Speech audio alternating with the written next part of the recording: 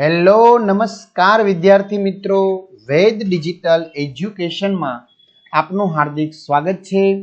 આજે આપણે ધોરણ 5 વિષય પર્યાવરણ એટલે કે આસપાસની અંદર 10મું ચેપ્ટર જે છે દિવાલોની કહાણી, બરાબર, જેના ભાગ 1 ની આપણે સરસ મજાની સરળ સમજૂતી જોવાના છીએ। તો ખાસ વિદ્યાર્થી મિત્રો, ચેનલમાં નવા હોય તો ચેનલ સબસ્ક્રાઇબ કરી બાજુમાં આવેલા બેલ આઇકનને પ્રેસ કરી દો, જેથી તમને અવનવા વિડીયોની માહિતી નોટિફિકેશન મળી શકે। વિડીયો લાઈક કરો, તમારા મિત્રો દોસ્તોને શેર કરો। તો 10મું ચેપ્ટર દિવાલોની કહાણી, બરાબર। દિવાલો આપણે કંઈક સૂચન કરી રહી છે। જો અહીંયા દિવાલ બનાવેલી છે, બરાબર।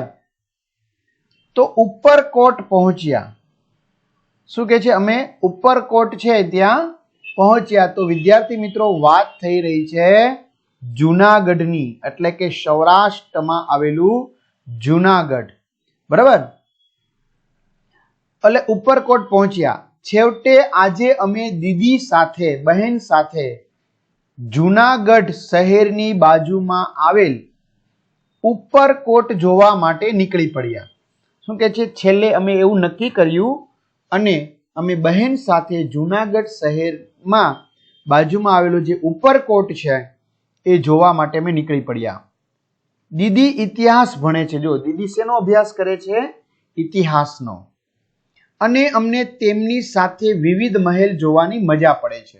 અમે દીદી સાથે ગયા છીએ તો દીદી સાથે અમને જુદા જુદા જે મહેલ છે, બરાબર, રાજભવન જેને કહેવાય, એ જોવાની ખૂબ જ મજા આવે છે।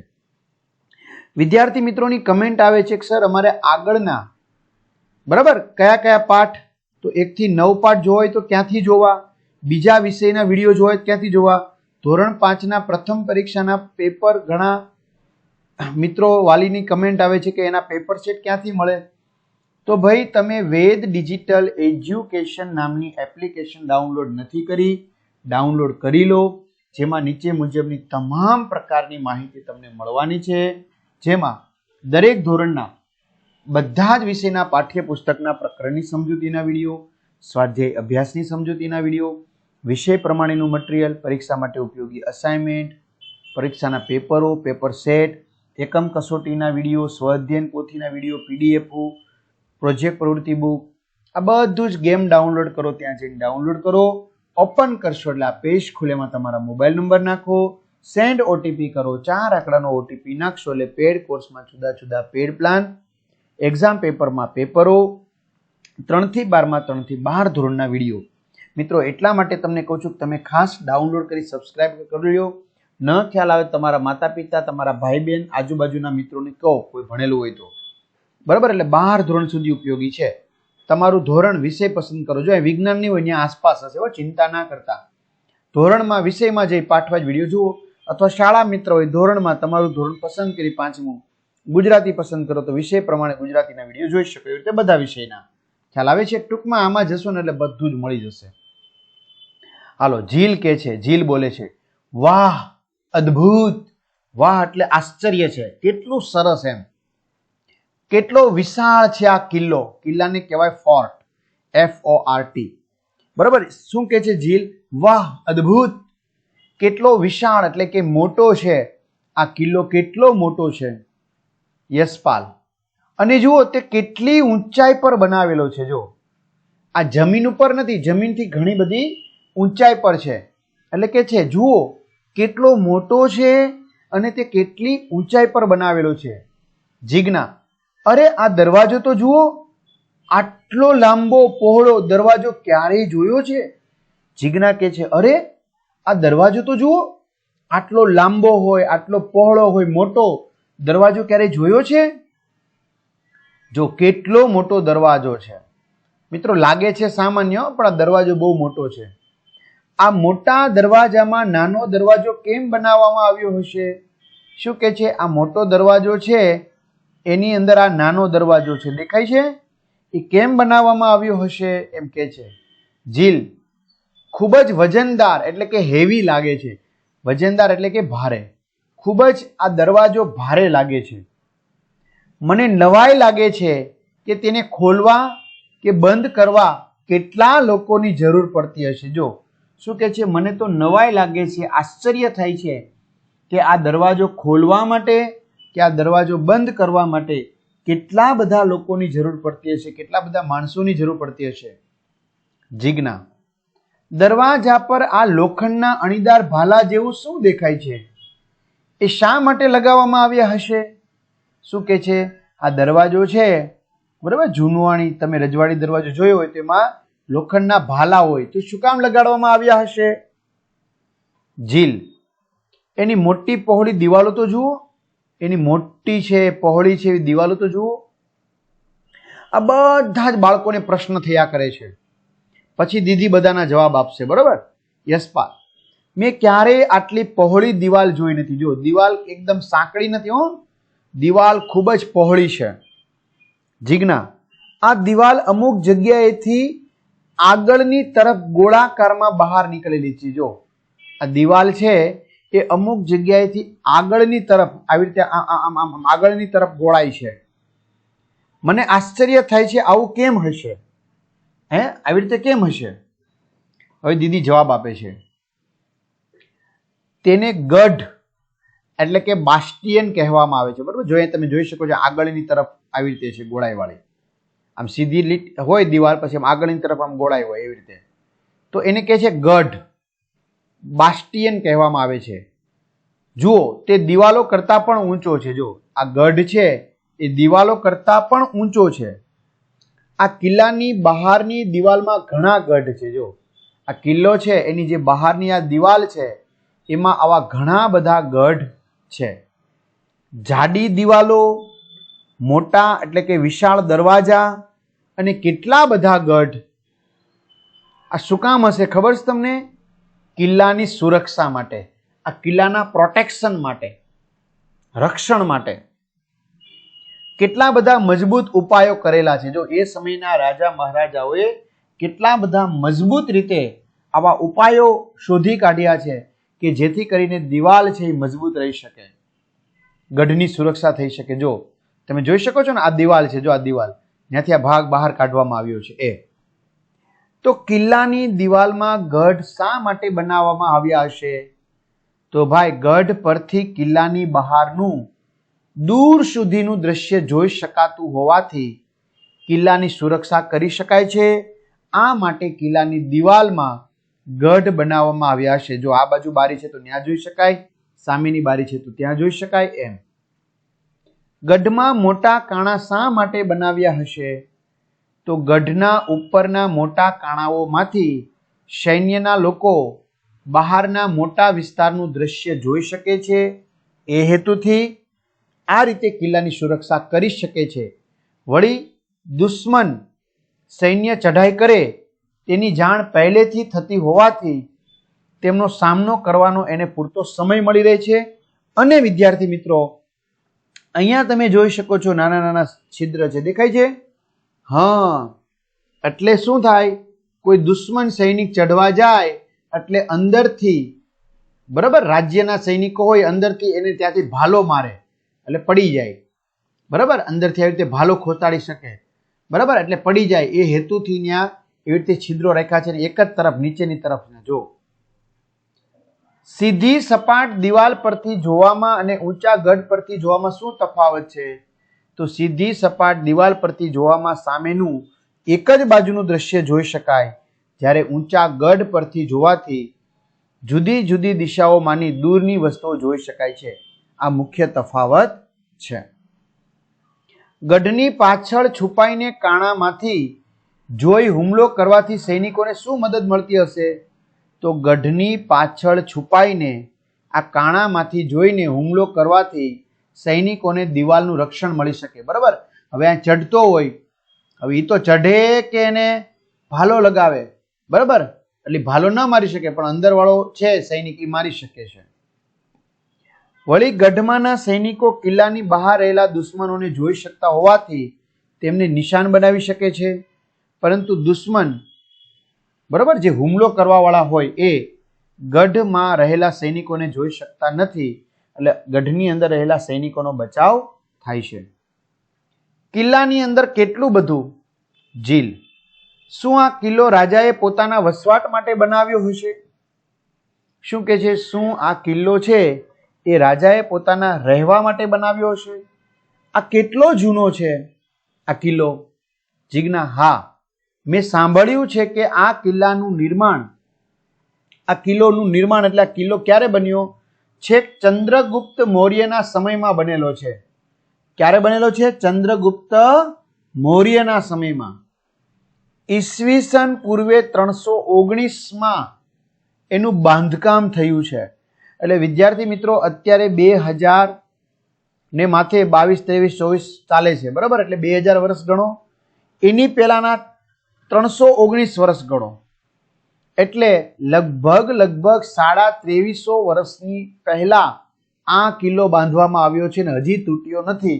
અને આજકાલ તો ખાલી જો ત્યારે આવી સુવિધા નહોતી, બરાબર, તો પણ આ કિલ્લો તૂટ્યો નથી. આજકાલ કોઈ બંધ બાંધવામાં આવે, મકાન બાંધવામાં આવે, પુલ બાંધવામાં આવે, તરત ધડામ દઈને હેઠો આવે છે. હજી બની પણ ન રહ્યો હોય તા પડી જાય છે, બરાબર. તો આ વિચાર કરો, આ રાજા વખતે કેટલું સરસ બાંધકામ હશે. ત્યારે ભ્રષ્ટાચાર નહીં હોય આવો ભાઈ, પરંતુ લાંબો સમય સુધી અલિપ્ત રહ્યો, એટલે લાંબા સમય સુધી લોકોની જાણમાં નહોતો, બરાબર.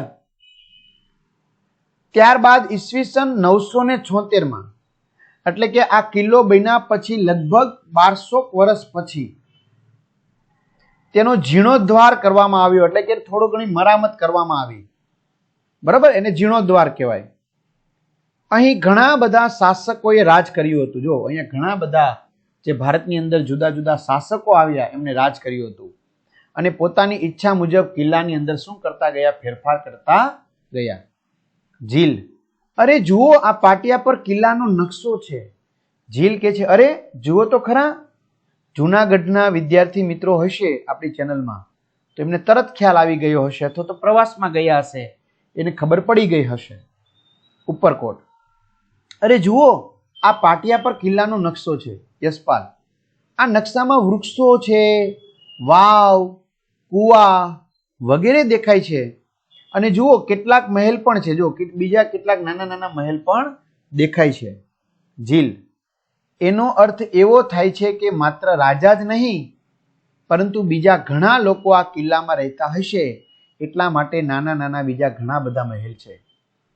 જીજ્ઞા: તે એક આખું નગર જ હોવું જોઈએ, બરાબર, કે જ્યાં તમામ લોકો વસવાટ કરતા હોય અને નગર કહેવાય. તો શું કે છે કે તે એક આખું નગર જ હોવું જોઈએ કે જેથી કરીને ત્યાં ઘણા બધા લોકો વસવાટ કરતા હશે એવું લાગે છે. ભવ્ય મહેલ, મોટો મહેલ, જો છે ને મોટો મહેલ. યશપાલ: વાહ, આ ઇમારત ખરેખર જોવા જેવી છે. શું કે છે? વાહ, આ જે ઇમારત છે, બરાબર, આ મકાન જે છે, બરાબર, એ ખરેખર હકીકતમાં જોવા જેવી છે. ઝીલ: તે દિવસોમાં પણ તેઓના મહેલો અને ઇમારતોની બનાવટ કેટલી અદ્ભુત હતી. જો એ સમયમાં વિચાર કરો વિદ્યાર્થી મિત્રો, આપણે વાત કરી રહ્યા છીએ આશરે 2350 વર્ષ પહેલાની, બરાબર. અત્યારે તો મોબાઈલ છે, ઇન્ટરનેટ છે, જેમાં જુદી જુદી ડિઝાઇન મળે છે. તો ત્યારે તો એની પાસે મોબાઈલ નહોતા, બરાબર, કોમ્પ્યુટર નહોતા, ત્યારે કંઈ હતું જ નહીં. સમજી લો ને, ટેકનોલોજી નામે શૂન્ય હતું. ટેકનોલોજી નામે શૂન્ય હતું, કંઈ નહોતું.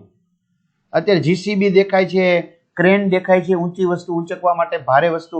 ત્યારે એવું કંઈ નહોતું. ત્યારે હાથીની મદદથી આ ભારે વસ્તુ ઉપર ચડાવતા. વિચાર કરો, આ ઇમારત ખરેખર જોવા જેવી છે. તે દિવસોમાં પણ તેઓના મહેલો તથા ઇમારતોની બનાવટ કેટલી અદ્ભુત હતી. અદ્ભુત એટલે આશ્ચર્યજનક હતી. જીજ્ઞા: આજે આ ઇમારતોનો વિનાશ થઈ રહ્યો છે. જો જીજ્ઞા શું કે છે? આજે આ ઇમારતો છે એ નાશ પામવા આવી છે, કારણ કે કોઈ દેખરેખ રાખતું નથી, કોઈ એની જાળવણી કરતું નથી, એટલા માટે.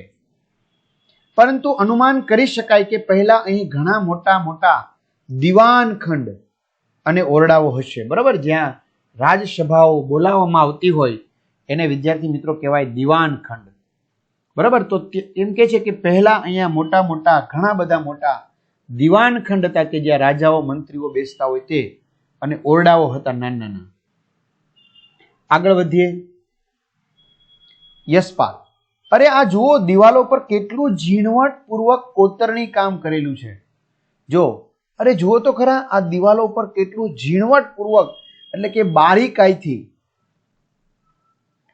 કોતરણી કરેલું છે, એટલે પથ્થરને કોતર્યા છે. વાહ શું ઇજનેરી, વાહ શું એન્જિનિયરિંગ હશે એ સમયે. ભલે અત્યારે ભણેલા હોય એન્જિનિયરિંગ, વાત સાચી છે, પણ મિત્રો એ સમયમાં તો એવું કોઈ હતું જ નહીં ભણવાનું, ટેકનોલોજી કંઈ, છતાં પણ એટલે બહુ સારી બાબત કહેવાય. આજે આપણી પાસે ઘણા સાધનો છે જેને કારણે આપણે મકાનની રૂપરેખા એટલે કે નકશો સાધનોની મદદથી સરળતાથી બનાવી શકીએ છીએ અને એના આધારે આપણે સારું અને ઝડપથી બાંધકામ પણ કરી શકીએ છીએ. તેમ છતાં ક્યારેક દિવાલમાં તિરાડો પડી જાય છે. ઘણી જગ્યાએ મકાનોમાં ઉપરથી છતમાંથી પાણી ટપકે છે જેવી ખામીઓ જોવા મળે છે ને આજે. પરંતુ એ જમાનામાં આવી ઇમારત કેવી ઉત્તમ સમજણથી બનાવી હશે કે હજુ ત્યાં તિરાડો પડી નથી. ભૂકંપ તો આવી જ ગયા છે ત્યારે, બરાબર ને? આ 2350 વર્ષ થયા, હું ક્યારેય ભૂકંપ નહીં આવ્યા હોય? ઘણા બધા આવ્યા હશે, પણ કેટલી સમજણથી બનાવી છે જેવી કે તિરાડો પડી નથી, પાણી ટપકતું નથી. બહુ નવાઈની વાત એ છે. જો આપણે વિચારીએ કે હજારો વર્ષ પહેલા લોકો કેવી રીતે રહેતા હશે તો આપણા મનમાં ઘણા પ્રશ્નો ઊભા થશે. ઉદાહરણ તરીકે, આટલી ઊંચાઈએ પાણી કેવી રીતે ચઢાવવામાં આવતું હશે? ચલો અનુમાન કરો જી. પાણી અહીંયા કેવી રીતે ચઢાવવામાં આવતું હશે? ચલો વિચારો અને ચર્ચા કરો. કેટલાક પ્રશ્નો પૂછ્યા છે. જો ઇમારતમાં હવા ઉજાસ માટે કેવી વ્યવસ્થા કરવામાં આવી હશે? તો ઇમારતમાં હવા ઉજાસ માટે દરવાજા, બારીઓ અને ઝરૂખા, બરાબર, ઇમારતમાં થોડોક આગળ આમ રવેશ જેવો ભાગ કાઢીને ઝરૂખો કહેવાય, વગેરેની વ્યવસ્થા કરવામાં આવી હશે. વિદ્યાર્થી મિત્રો તમે જુઓ કેટલો વિશાળ છે ને? ચિત્રમાં દિવાલમાં કરેલી સુંદર કોતરણી ધ્યાનપૂર્વક જુઓ. આવી સરસ કોતરણી માટે કેવા ઓજારોનો ઉપયોગ થયો હશે? જો સરસ મજાની આ કોતરણી થઈ દેખાય છે દિવાલોમાં. તો વિચારો કે ત્યારે આ ઓજારો કેવા ઓજારોનો ઉપયોગ થયો હશે? અત્યારની જેમ કટર તો નહોતા. તો ચિત્રમાં દિવાલમાં કરેલી સુંદર કોતરણી માટે ફરસી, છીણી અને હથોડી જેવા ઓજારોનો ઉપયોગ થયો હશે એવું કહી શકાય. આપણા ઘરે એક અઠવાડિયા માટે વીજળી ન હોય તો શું થાય? તેના વગર કયા કયા કામ કરવામાં મુશ્કેલી પડી શકે? એમાં શહેરોમાં રહેતા હોય તો વિદ્યાર્થી મિત્રો પહેલા તો પાણીનો જ પ્રશ્ન આવે, બરોબર ને? તો આપણા ઘરે એક અઠવાડિયા માટે વીજળી ન હોય તો અંધારું છવાઈ જાય, નાના દીવડા કે ફાનસથી ચલાવવું પડે. વીજળી વગર પંખા, mixer, oven, washing machine, heater, પાણી ખેંચવા માટેના પંપ, મોટર વગેરે આપણે ચલાવી શકીએ નહીં. વળી આપણે મોબાઈલ, ટીવી, એસી, કમ્પ્યુટર, ઇન્ટરનેટ સેવા વગેરેનો ઉપયોગ પણ કરી શકીએ નહીં. આમ વીજળી વગર આપણા વેપાર ધંધા, ઉદ્યોગો, નાના મોટા કારખાના, બેંકો, ઇલેક્ટ્રિક ટ્રેનો અને આપણા રોજિંદા વ્યવહારો શું થઈ જાય? અટકી પડે. તો ત્યારે શું થયું હશે? વિચાર કરો. ત્યારે વીજળી થતી નહીં. ચલો ઉપરકોટનો કિલ્લો બતાવે છે આ ઉત્તર દિશા, બરાબર, આ પૂર્વ દિશા, તો આ થશે વિદ્યાર્થી મિત્રો પશ્ચિમ દિશા અને આ થશે દક્ષિણ દિશા નીચેની. શું કહે છે? અહીંયા તમને પ્લેસ આપ્યા છે, બરાબર. કેટલા નંબરનું પ્લેસ દેખાય છે? જો અહીંથી પ્રવેશ્યા આ 1 નંબર. જો આખો આ નકશો છે અહીંયા, આ 2, આ 3, આ 4, આ 5, બરાબર. તો અહીંયા જોઈ શકો છો આ 1 નંબરનું ચિત્ર, 3 નંબરનું, એમ 6, 7, 8, પછી 9, 10, 11 દેખાય છે ને, 10, 12, એમ 11, પછી 12 અને આ 13 અને આ 14, બરાબર. તો આવી રીતે બતાવેલા. જો પેલું મુખ્ય પ્રવેશ દ્વાર છે, બીજું છે એ લશ્કરી વાવ છે. જો ચિત્રમાં જોતા જાઓ, આવું છે લશ્કરી વાવ.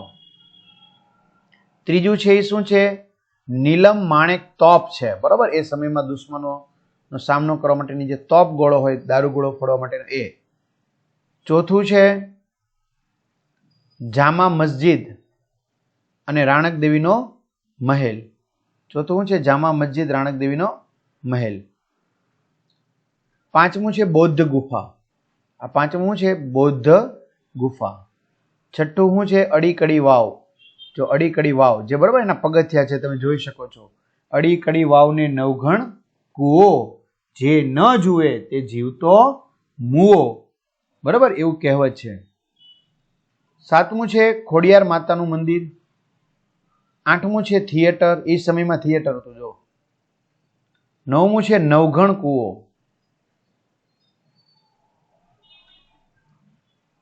નવમું શું છે? નવઘણ કૂવો. ચાલો 10મું અનાજનો કોઠાર છે જો. 10મું અનાજનો કોઠાર. ચાલો 11મું દરગાહ છે. 12મું ધક્કા બારી છે. આ 12મું શું છે? ધક્કા બારી જો. 13મું છે પાણીના કુંડ. 13મું છે પાણીના કુંડ. અને 14મું છે કડતાળ તોપ, બરાબર. આ તોપ છે જો. હાલો જોઈએ આગળ. પૂર્વ પશ્ચિમ ક્યાં છે? તો તમે જે જગ્યા છો ત્યાં સૂર્ય કઈ બાજુએ ઉગે છે, બરાબર, અને તે કઈ બાજુએ આથમે છે? તો તમે જ્યાં ઊભા છો તો તમારી પૂર્વમાં શું શું છે તે શોધી કાઢો. ચાલો તો બરાબર, તો તમારું મુખ છે એ સૂર્ય સામે હોવું જોઈએ, તો એ પૂર્વ દિશા. અને તમારી પીઠ છે એ પશ્ચિમ દિશા. અને તમારો ડાબો હાથ છે એ ઉત્તર દિશા અને જમણો હાથ છે એ દક્ષિણ દિશા. તો તમારી પશ્ચિમે શું શું છે? તમારી ઉત્તર અને દક્ષિણ દિશાએ શું આવેલું છે? ચાલો એ પણ તમારે શોધવાનું છે. ચાલો કહો અને લખો. આગળના પાનના ઉપર આપેલા ઉપરકોટના નકશાને ધ્યાનથી જુઓ. નકશા ઉપર તીરની નિશાનીઓ 4 દિશાઓ બતાવે છે. તીરની નિશાનીઓ બતાવે છે 4 દિશા, જે આપણે જોઈ. પેલું, જો તમે મુખ્ય દરવાજાથી અંદર જાઓ તો નીલમ માણેક તોપ કેનન તમારી કઈ બાજુએ હશે? તો મુખ્ય દરવાજાથી કિલ્લાની અંદર જઈએ તો નીલમ માણેક તોપ મારી ડાબી બાજુએ હશે. જો કોઈ બૌદ્ધ ગુફા પાસે છે તો પાણીના કુંડ તેની કઈ દિશામાં હશે? તો કોઈ બૌદ્ધ ગુફા પાસે છે તો પાણીના કુંડ તેની દક્ષિણ દિશામાં હશે. બૌદ્ધ ગુફાથી જામા મસ્જિદ પહોંચવા તમે કઈ દિશામાં ચાલશો? તો બૌદ્ધ ગુફાથી જામા મસ્જિદ પહોંચવા માટે હું દક્ષિણ દિશામાં ચાલીશ. કિલ્લાની બહારની દિવાલ પર તમે કેટલા દરવાજા જોઈ શકો છો? કિલ્લાની બહારની દિવાલ પર હું 9 દરવાજા જોઈ શકું છું. કિલ્લામાં કેટલા મહેલો છે તે ગણો. કિલ્લામાં 3 મહેલ છે. કિલ્લામાં પાણી માટે શું વ્યવસ્થા છે? ઉદાહરણ તરીકે કુવાઓ, ટાંકીઓ કે વાવ. તો કિલ્લામાં પાણી માટે નવઘણ કૂવો, પાણીના કુંડ, અડીકડી વાવ અને લશ્કરી વાવ આવેલા છે.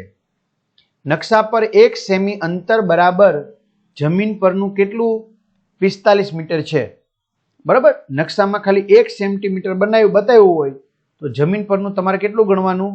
45 મીટર ગણવાનું. રેડી?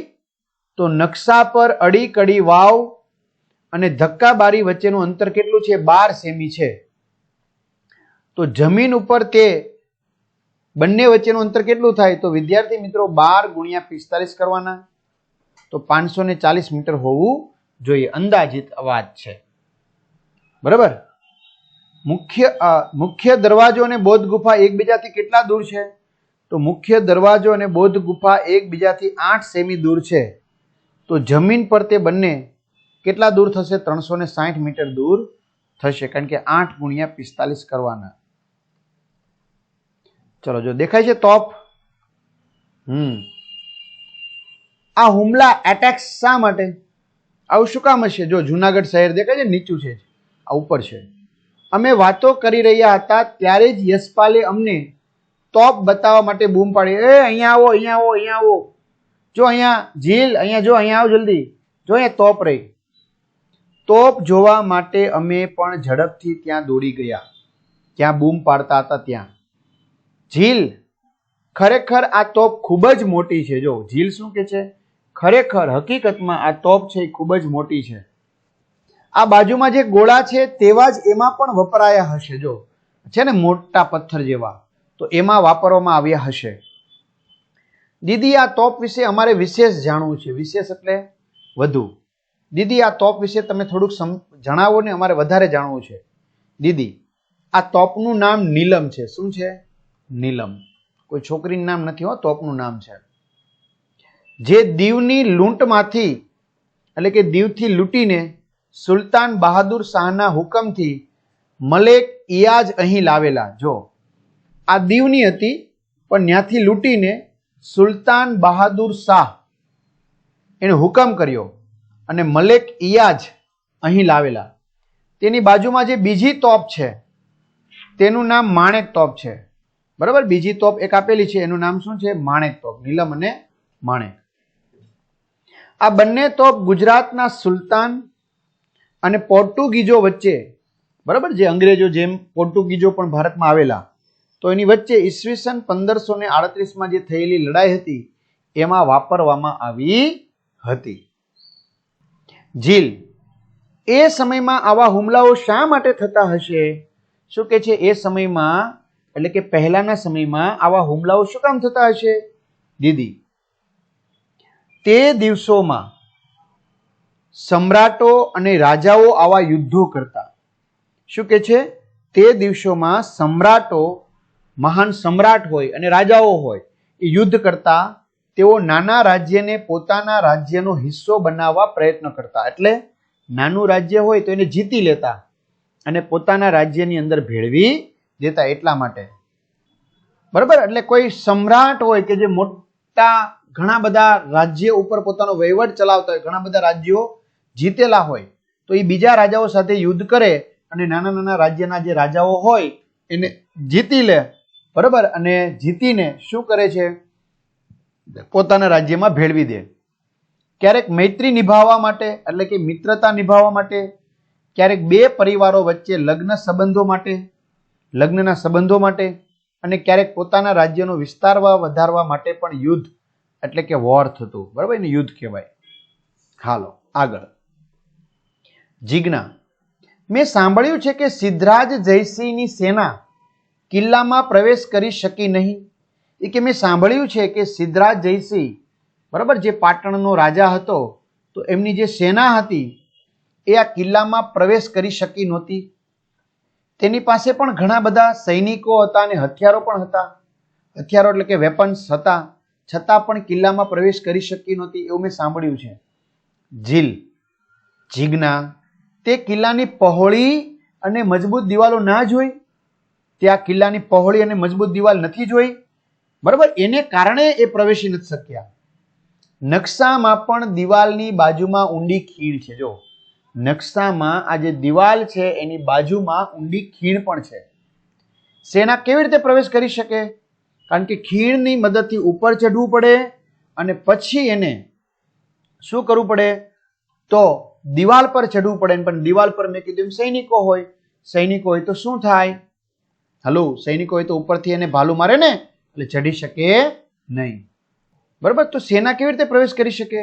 યશપાલ જો સેના બીજા કોઈ રસ્તાથી આવવાનો પ્રયત્ન કરે તો ગઢમાં છુપાઈને બેઠેલા સૈનિકો દૂરથી જ તેમને જોઈ લે અને હુમલાથી બચવાના પગલા ભરી શકે. બરાબર, એનો સામનો કરી શકે.